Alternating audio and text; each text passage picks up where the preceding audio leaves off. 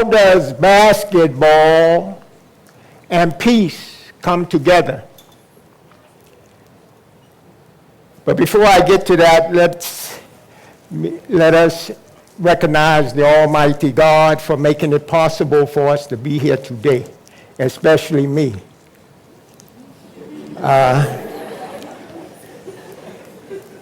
So, without further ado, let me deal with this thing we call peace and basketball. In 2003, because of the crisis that were going around in Kaduna, you know we had a little crisis here in ABU. And most people were looking for this thing we call peace. So we decided that we should put together something called Basketball for Peace, since we at ABU were in the forefront of basketball in the universities. So we born the organization called Basketball for Peace with the help of the USAID, who was trying to find a way to make more peace in the nation. So we came up with the idea that we could use basketball. And why basketball?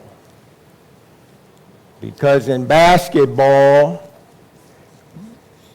you all agree with me, if there were no rules and regulations, we would have great conflict, and that this would lead to what we call a negative conflict, which was some of the issues we were dealing with in the nation. So it was a good combination. So I will start by saying that basketball having rules and regulations to govern peaceful interaction to culminate in a winner and a loser, we also needed rules and regulations to maintain peace. And if we find that many of us are not used to following the rules of peace. And so if we don't follow the rules of peace, then we will have negative conflict. Now, I'll just list out one or two, and I'm sure some of us here will also know some of the things that we call rules to peace. I might want to mention one of them as humility. You can have peace on one side because a lot of us believe that the other people should bring the peace when we ourselves are not peaceful. So humility is necessary for us to have peace. Another one that we need to look at that also brings peace is we need to have calmness to have peace. We also need to have tolerance to have peace. We also need to have honesty to have peace. And all of these lead to winning basketball. And it also leads to having peace. And of course, not the least, we need respect. So, today, Basketball for Peace along under the auspices of the ABU Basketball Foundation, which we have over 200 members. That means 200 people have passed through ABU doing basketball on our basketball teams. And I would say so far for me to be here today, the term Coach OBJ came about because I was on a team. So I have over 200 members and adding to that team, which makes Coach OBJ who he is today. Nuga was one, ABU Nuga men have won the Nuga games 14 times out of 24. The closest university to us in the men's basketball is Port Harcourt, who has won it twice. Our women have won the Nuga Games basketball 9 times. The silver medal 7 times. So, as I said, I'm on a team of those who are looking at maintaining peace. And maintaining peace means that you are also looking out for your neighbor. That means you are working together. And I'm sure today, while all of us are here, we are also at that level of trying to maintain peace, but we probably didn't know the rules. We were looking for somebody else to bring the rules or somebody else to be peaceful. But I hope now that you understand the principles and the rules of keeping peace. So I'm hoping that many of us will go away from here today with a new approach to making our peace in our communities better and understandable, especially amongst our youth. I want to also talk a little bit, probably a lot of you want to know a little bit about who is this Coach OBJ. This Coach OBJ, as it probably was announced, started 79 years ago in Washington, D.C. And just some of the highlights. He started working at the age of 11, carrying newspapers. When people were sleeping, I would wake up in the morning and was carrying the Washington Post to over 100 families. And then from there, I was going to high school. But from 1959, I graduated from high school 58. 59, I joined the U.S. Army for 3 years.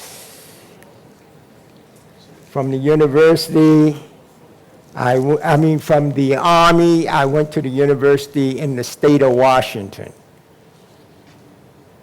From the state of Washington, I joined the American Peace Corps and served in Kenya for 2 years. Then I worked with them for half a year. I came to Nigeria in December 1969 on a 21-day visitor's visa. And I've been here since.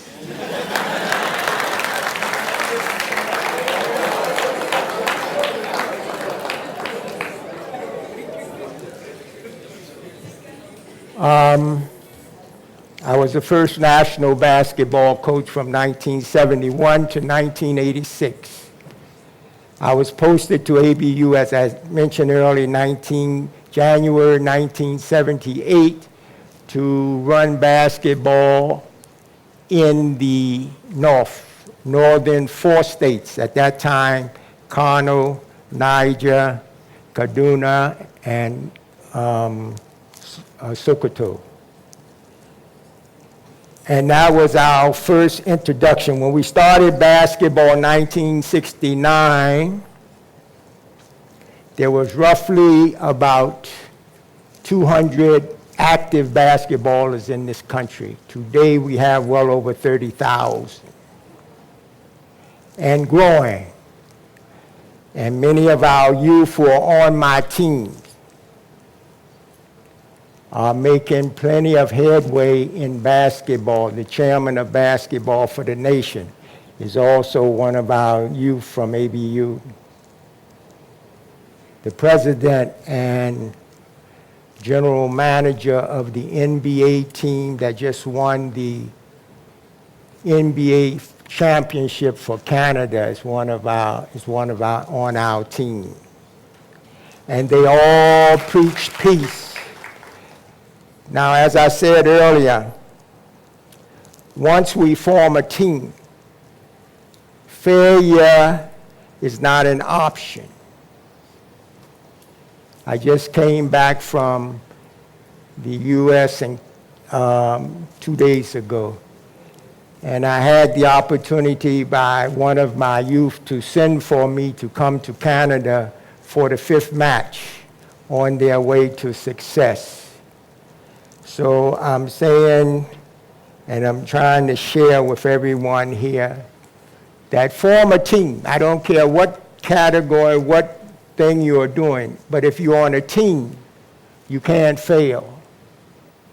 I happen to be in a situation where I'm here in Africa. I cannot fail because I'm older than all of my bosses.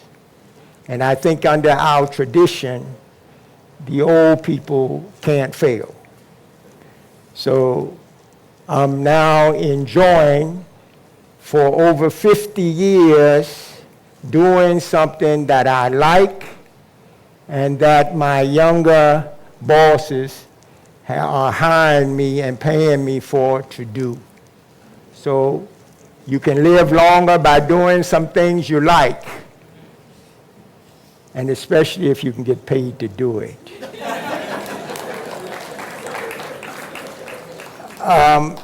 Let me get back to basketball for peace. We have been able to spread the message of peace.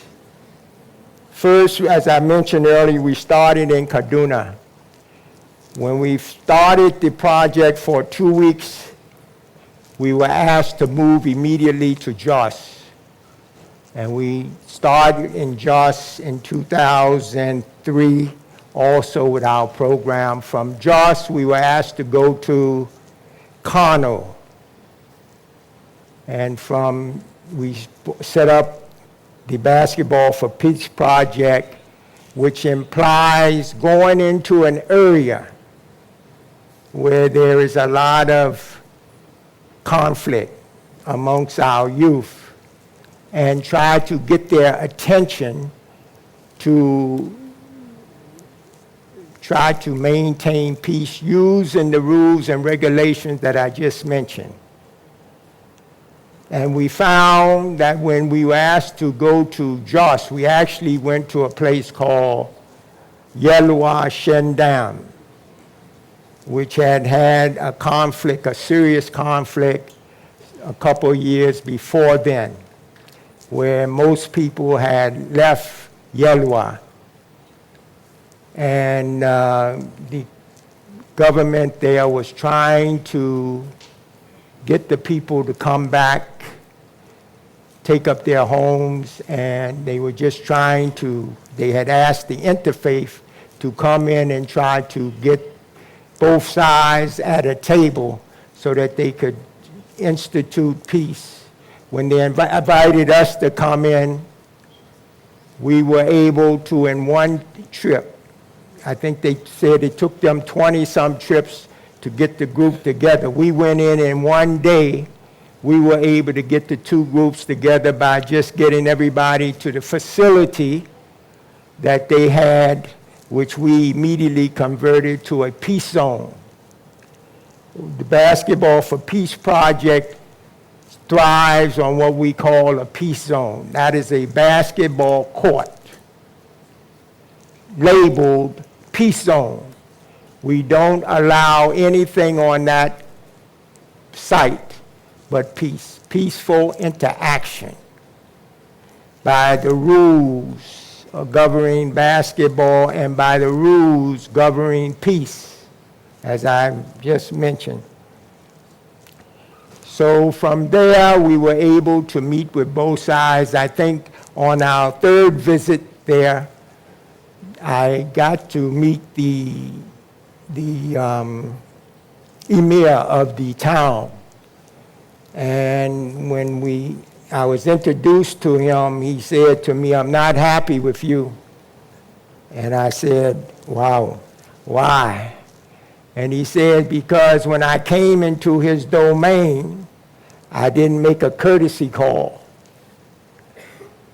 Of course, I apologized. And of course, the youth were the ones that I was coming to see. And I saw them and got them working together, so we were able, over a period of 2 or 3 weeks, to establish 3 peace zones. And they are labeled peace zones, and the people who run those peace zones understand that that's where we will bring our youth, and we will teach them basketball and the meaning and the rules and regulations of peace. So conflict is an idea which causes one to believe that he has to be relevant, whether it hurts anybody or not. But as we teach, everybody is relevant, but you have to come with peace to maintain peace. Peace, everybody! Peace. Now, I want to speak on one other thing. I call myself, when I'm not doing basketball, a fruit tree farmer. Now, I like to believe that if we have 200 million Nigerians, of which I am one, if everybody was to plant one fruit tree in Nigeria, I believe we will put some security on our food. Now, what does that take? All of us eat fruit. We eat mangoes, we eat guavas, we eat oranges. So in our primary schools and our secondary schools, if every child was taught to take one of those seeds that he has already discarded after he have eaten the fruit and put it in a tire, old tire, and put some soil and some dirt or fertilizer inside that tire, and give it and put that fruit seed that he have eaten the fruit, and give it 3 cups of water in a week.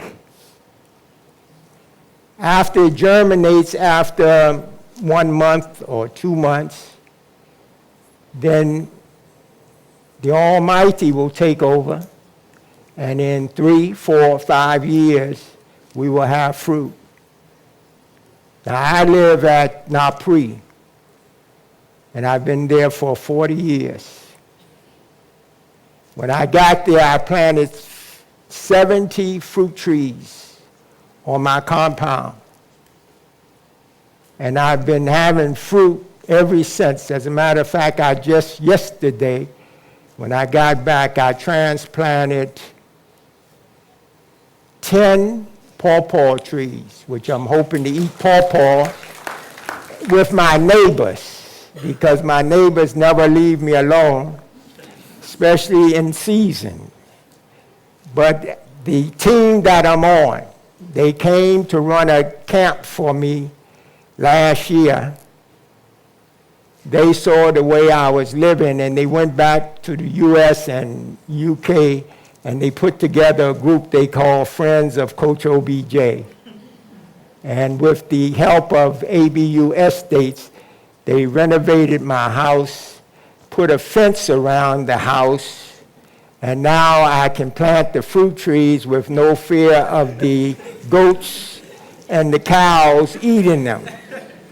So I believe that every one of us, if we could plant one fruit tree, do we believe that we will put some security on our food? Okay, so I'm going to leave that with you. And as I said, basketball for peace. We are in 16 states as we talk today. And there's a couple other states that are asking us to come.